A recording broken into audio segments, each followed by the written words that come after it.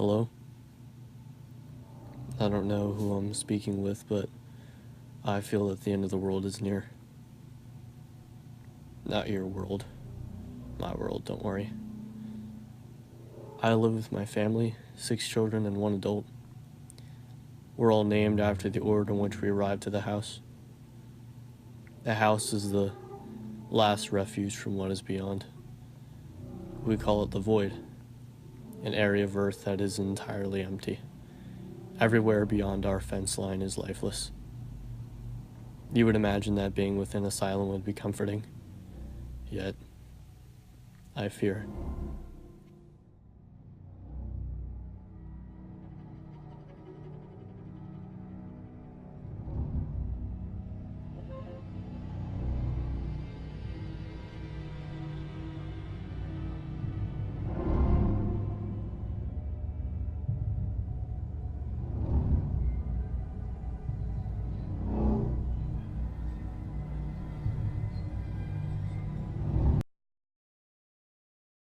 I mean, I don't like brighter shades of green, but I like this kind. Because, I mean, whenever you look out there in the summer, it looks better. I prefer the darker colors, but I think that's pretty good too. Because it reminds me of when you can go outside. Because in the winter, it's Just white. terrible and we're stuck in here. Yeah.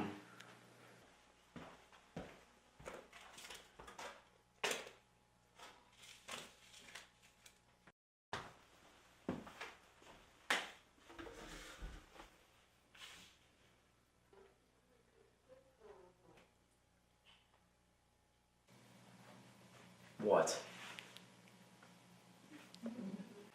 Oh. Someone left the back door unlocked last night? We're waiting until dinner before you guys can eat. It wasn't me. Can I have some food? 3. There can be no determinate verification of your statement. No. You will all be punished. It's more efficient that way. Confession is the only atonement. Then, and only then, will I allow you all to eat.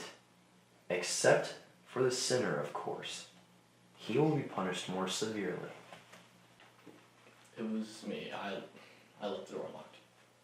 All are dismissed but the sinner from breakfast. We will reconvene at noon.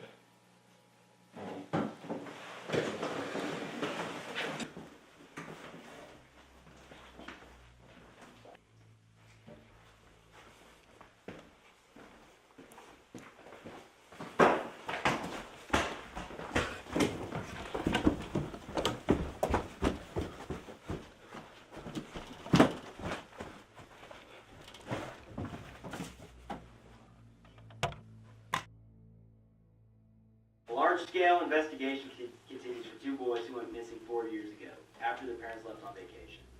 Authorities are pushing into rural country within the next couple of days.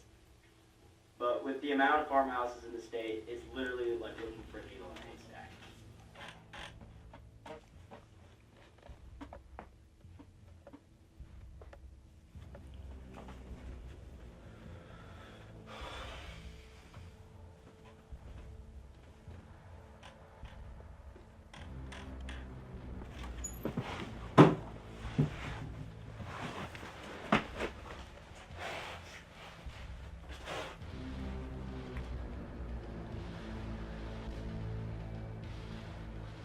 Dang it, 2? Where are you?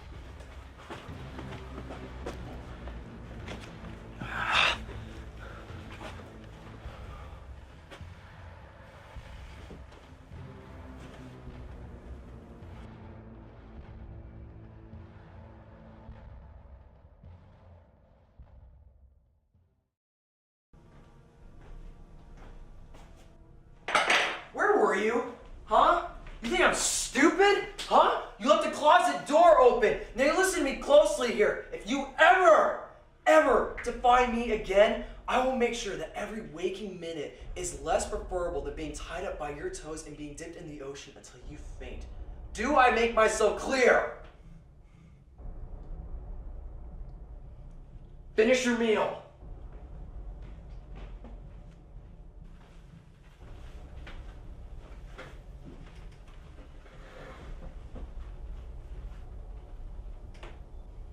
It's okay. You didn't do anything wrong. You shouldn't have put you in there in the first place.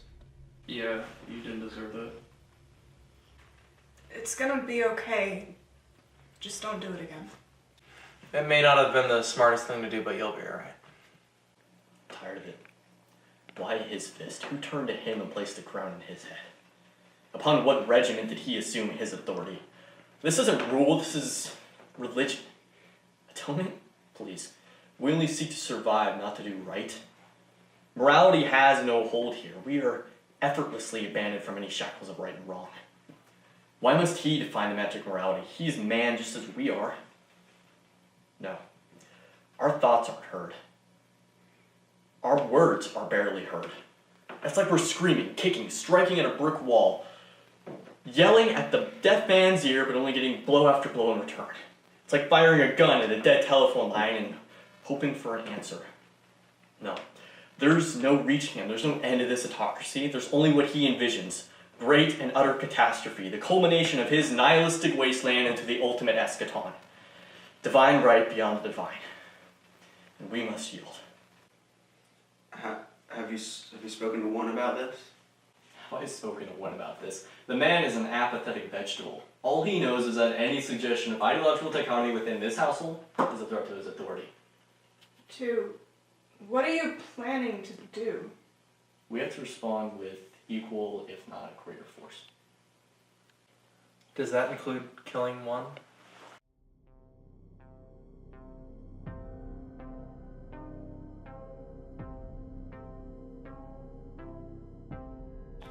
What if there were long paths for people to travel on, so people know where to go? We have one right outside our house, dummy. It's called a road. I bet roads could cross oceans. They were probably held up by massive beams that stretch from sea to sky. Bridges, I believe they were called. Well, they didn't cross oceans, no. No, they did cross smaller bodies of water, however. Imagine if people fought each other. Wars, I think they're called. Where two people disagree and all of a sudden everyone starts fighting. I like to think about a man out there. Not then, but now. Just a man who would wander day and night in search of something. I don't know, anything. I like to think this man is happy, not because he survived the creation of the void, but because he's everywhere to himself. No one can tell him what to do, no one can bind him and sink around in the back of his neck. All he is, and all he ever wants to be, is there. He is content not because he has no one, but because he has infinity. I went into the sky about everything out there. Just the thought that one man is out there excites me. Do you understand what the void is? No. Of course you don't. How could you? The void is not a misnomer, okay? It's called that because all there is the abyss. We seek protection from the rain because the rain falls. The rain falls because of gravity. Gravity, like the void, is a force of nature. All you see is yourself, a husk, withered and stripped of your vitality battles, unknown, metastasizing within you, until you realize that you are but a pawn in a grand magic chess, an insignificant terminus in a cosmic rail, a diminutive consideration within a dimension indifferent. Your life is nothing but the shutters of a house abandoned, tossing in a relentless hurricane.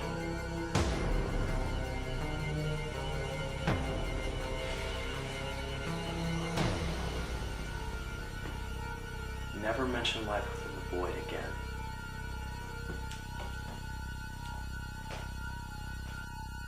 I understand him going. Follow me on the patio at midnight to discuss something.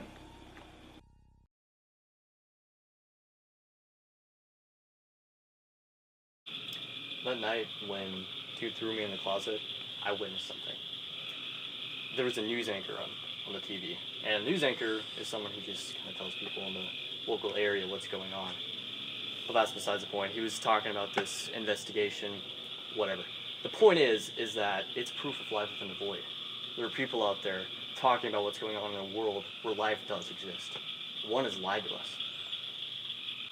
I don't remember much of anything before I came here. In fact, I don't remember anything at all. For my entire life, I haven't known anything but the void out there. It's hard for me to believe that there's anything besides this house. Well, I promise you, one has lied to us. Remember everything he's done to us? Remember the time he shoved me so hard he broke a window and I almost broke my arm? Or how about the time that he kept us all up one night because somebody forgot to clean the bathroom?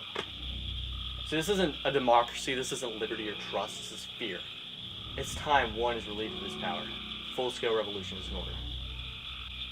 I'm with you. I remember the time he made me walk through broken glass just to show me the punishment for breaking things. You!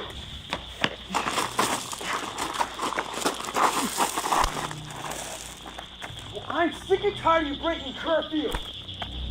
Alright? I'm done with your insubordination.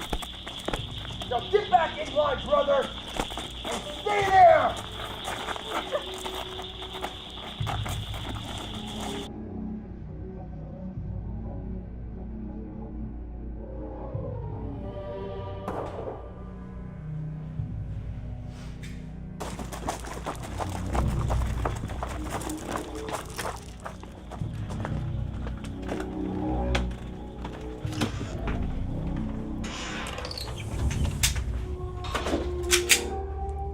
What was that? There was a wild animal outside, and I shot it. Why did you all break curfew last night?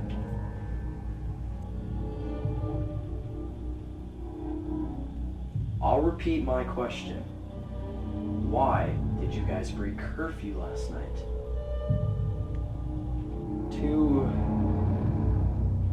To a proposition? Oh. Did he?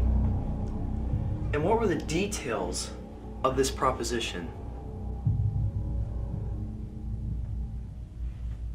What were the details of the proposition? I thought it'd be nice if we just stayed up until midnight once a month. And you did this without consulting me. I wanted to try it out first, just to see how you would react. Oh, that's your next brave move? Blow my head off in front of your subjects to assert your authority? Here, you pull the trigger.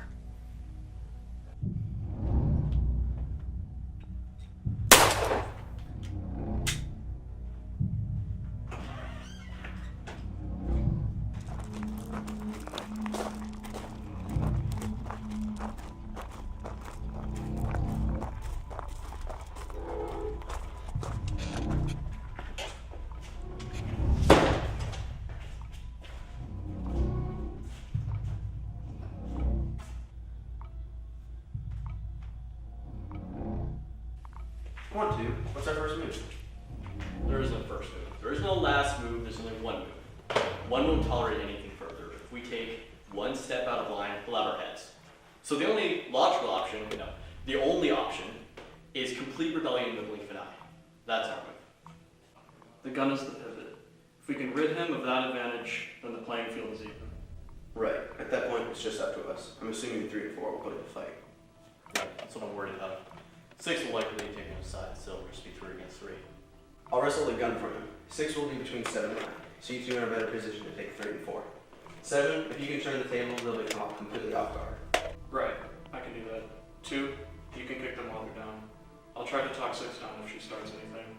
Or, I'll take her out if it comes to that. Yeah, this will work. We'll do it in flash.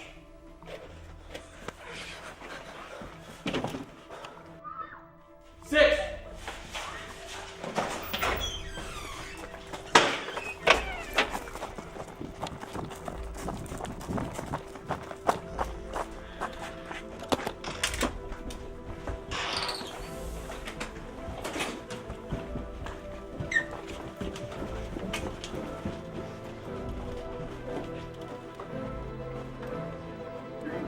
Yes! Move!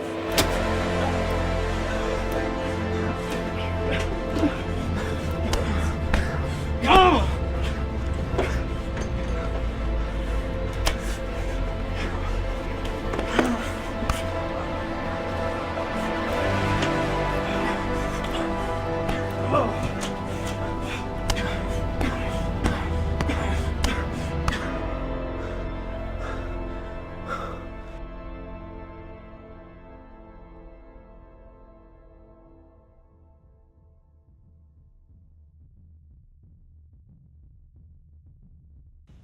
Two, I know what you're doing.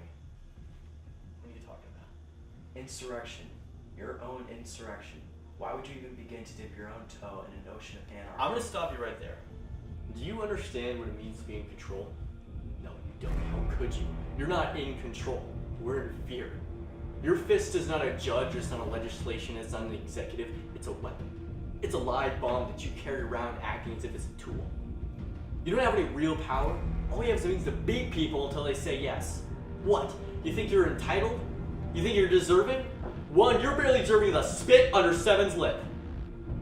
You walk around this house as if heaven opened up and a golden scroll declaring your authority was handed to you. Brother, you are nothing more than one of us with a serious proclivity for violence. What power is that but the power of a coward? No, I won't stand by and watch as you pummel us and drown us until we beg for your air. You think you're a leader? Leadership is about control. It's not about bending people to your will. It's about providing direction, aim, enhancing the skills of the society for the greater good of the people.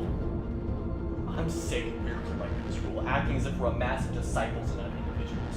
We want concentration on our specific needs, not your sad cookie-cutter philosophy. Efficiency is not always equal to quality. Don't you see? You're molding us with hammers until we're going to carry out inveterate attacks, until we're going to menial activity, but with so little attention to our humanity that we fade into the background. The void is not out there. No, it's in here. And you know what? Anarchy is here, one. And it's here until you give up what you never had. We're the anti-establishmentarianistic sword that will pierce your aristocracy, the bones of your tyrannical skeleton, the viscera of your imperious body, and the essence of your pure soul. And so, one, I say to you, not this time.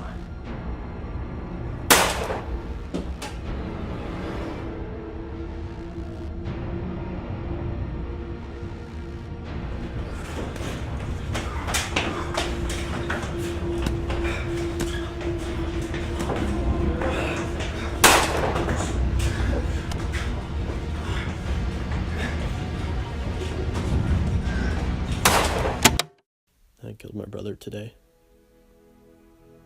I rejected him, looked him in the eye, and made him into a monster. And then I shot him in cold blood. I suppose I won, I overthrew him, whatever. Would I do it all again? I mean, does it really matter? I don't think that's up to us. At the end of the day, I lost all my brothers and sisters. Beat to death, shot to death, they're all gone. The only family I ever knew. And now I'm sitting in the sheriff's station, cleaning blood off my face and pretending to be on the phone so I can hold off having to relive it all for the policeman. What can I say? It was bound to happen anyway. Sooner or later, something was going to give. We were all just bound in a tight string, waiting for everything to just come undone. I don't know. I don't know who I'm speaking with, but my world has ended. Goodbye. And raise your arms to the big black sky. Raise your arms the highest you can, so the whole universe will glow.